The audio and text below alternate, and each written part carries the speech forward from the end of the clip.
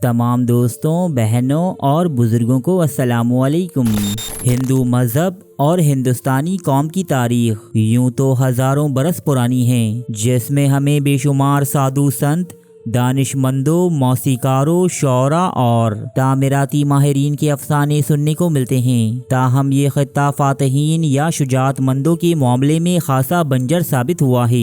ये एक तारीखी हकीकत है कि सरजमीन हिंदुस्तान से पिछले 10,000 सालों के दौरान किसी भी बैरूनी खित्ते पर हमला नहीं किया गया और न ही कभी यहाँ के राजा महाराजाओं में दुनिया पर हुकूमत या गलबे की ख्वाहिश बेदार हुई।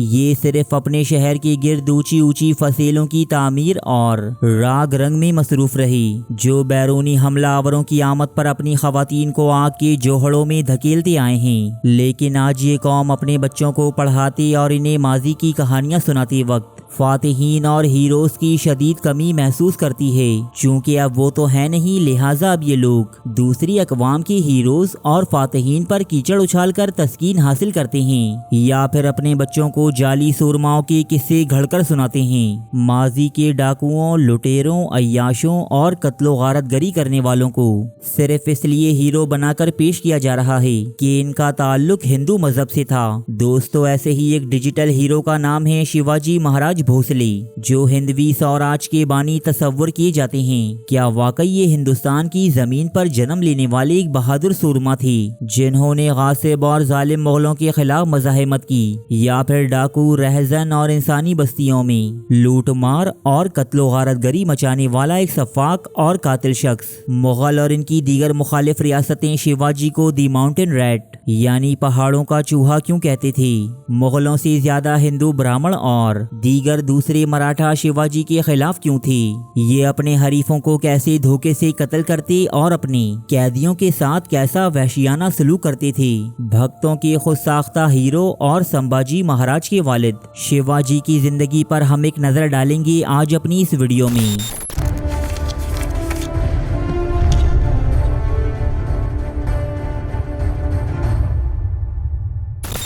वीडियो की शुरुआत करने से पहले मैं ये डिस्क्लेमर देना चाहता हूँ कि भाई, हम किसी भी मुसलमान एम्पायर या हुक्मरान को अपना हीरो या निजात दहिंदा तस्लीम नहीं करते और न ही इनकी कामयाबियों को दीन इस्लाम की कामयाबियों से जोड़ते हैं। जिस भी बादशाह ने, चाहे वो शहंशाह अकबर हो, औरंगजेब, आलमगीर, अलाउद्दीन खिलजी या फिर महमूद गजनवी, ये तमाम बादशाह अपने आमाल, कामयाबियों और नाकामियों के बजाते खुद जिम्मेदार हैं। दोस्तों, बिल्कुल ऐसा ही हम शिवाजी महाराज के बारे में भी सोचते हैं कि उनकी तमाम लड़ाइयाँ, कोशिशें और कुर्बानियाँ सिर्फ और सिर्फ अपने जाती इक़्तिदार, सल्तनत और हुकूमत के फरोग के लिए थीं, ना कि हिंदू धर्म की रक्षा, मुगलों के मजालिम या फिर हिंदुस्तानियों की आज़ादी के लिए। ये तमाम हकाइक हम आपके सामने मुस्तनद हवालों के साथ पेश करेंगे। पहले तो बात करते हैं छत्रपति शिवाजी की ताजपोशी और इनके स्वराज की इब्तिदा के बारे में। दोस्तों, जिस कदर मज़ाहिमत और तजलील का सामना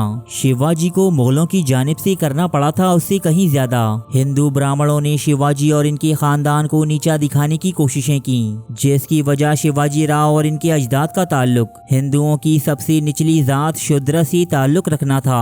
शिवाजी और इनके अजदाद को हिंदुओं के मुकद्दस वेदों को पढ़ने या मंदिर में दाखिले की भी इजाजत ना थी। ये मुगल थे या फिर आदिल शाही सल्तनत के, जिन्होंने शिवाजी के बाप दादा को जागीर से नवाजा और इसी के दम पर आगे चलकर शिवाजी ने अपने स्वराज की बुनियाद रखी। ब्राह्मण शिवाजी के राजा बनने या इनके सर पर ताज रखने के सख्त मुखालिफ थे, क्योंकि वो पैदाइशी तौर पर एक क्षत्रिय नहीं थे। लिहाजा इनका काम हुक्मरानी करना नहीं, बल्कि लोगों का गन साफ करना और इनकी खिदमत बजा लाना था। मजबूरन शिवाजी को कुछ ब्राह्मणों को रिश्वत देकर अपने पुनर्जन्म की कहानी आम करनी पड़ी, जिसके मुताबिक इनका नया जन्म एक क्षत्रिय के तौर पर हुआ था। ताहम ब्राह्मणों ने आगे भी शिवाजी और इनकी आल औलाद को वो इज्जत ना दी जो मराठा तारीख में पेशवाओं को दी जाती रही है। बाद अज़ां शिवाजी ने मुगलों की दी हुई जागीर पर ही मराठा सल्तनत की बुनियाद रखी, जिस पर लूटमार और इर्द गिर्द की जमीनों पर कब्जे के जरिए इन्होंने अपनी रियासत को तोड़ दिया। मराठा साम्राज्य भी हिंदू और मुस्लिम जागीरदारों को दबाकर उनकी जमीन लेकर ही बनाया गया था, खून खराबे से ही बनाया गया था।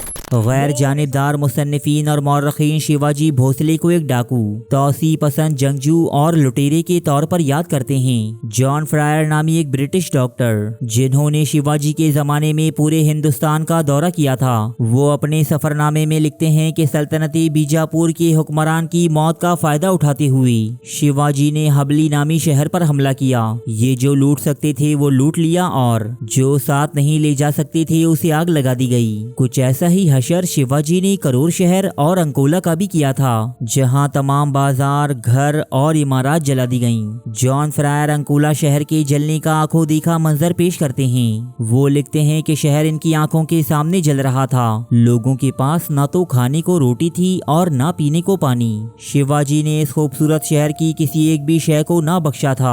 जो भी इलाके शिवाजी के जेरे नगी आते थे, वहाँ तिजारत और आम आदमी की हालत बहुत ही खराब थी, क्योंकि शिवाजी ने करप्ट तरीन ब्राह्मणों को अवाम पर मुसल्लत कर दिया था, जो दिन रात इनका खून चूसते और तरह तरह के टैक्सेस आयद करते।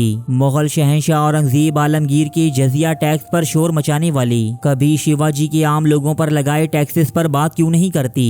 हालांकि शिवाजी के लगाए टैक्सेस मुगलों और सल्तनती बीजापुर के टैक्सेस से कहीं ज्यादा और जालिमाना थे।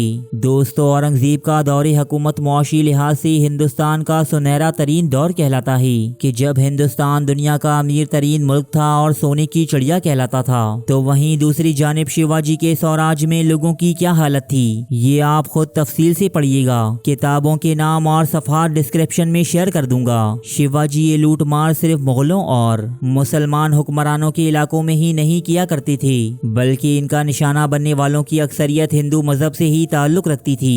शिवाजी ने अपने मराठा मुखालफिन के साथ भी वही सलूक किया जो वो मुगलों से करते थे, यानी लूट मार और कत्लो गारत। शिवाजी की जुल्मो बर्बरियत का निशाना मुगल इलाकों से ज्यादा जनूबी हिंद खुसूसन कर्नाटका के शहर बने, जहां न सिर्फ बाजारों, घरों बल्कि मंदिरों को भी लूट मार का निशाना बनाया गया। मकबूल तरीन फिल्म छावा की शुरुआत में ही ये मनाजिर दिखाए जाते हैं कि शिवाजी के बेटे संभाजी बुरहानपुर पर हमला करते हैं, लोगों को मारते हैं और सारे शहर को जला डालते हैं, जबकि सारा सिनेमा हॉल इन सीन्स पर बैठकर तालियां बजाता है। कोई इन भक्तों से ये तो पूछे कि क्या इस शहर में सारे लोग ही मुसलमान थे या फिर मुगलों के हामी। ये सब संभाजी ने अपने वालिद शिवाजी से ही सीखा था। शहरों पर हमले करना, लूट मार करना और फिर इन्हें जला देना, जैसे आज अंधभक्त गोरीला वारफेयर का नाम देते हैं। ताहम माजी में मुगल अफवाज इन्हें पहाड़ी चूहे या माउंटेन रैट के नाम से पुकारा करती थी, जो लूट मार करती और पहाड़ों में छिप जाया करती। शिवाजी लोगों को कैद करने और इन्हें तशद्दुद का निशाना बनाने के लिए भी तारीख में खासी बदनाम हैं। मुगलों को सफाक और जालिम कहने वाला खुद भी अपने दुश्मनों को तरह तरह की अजियतें देता और इन्हें कत्ल कर देता।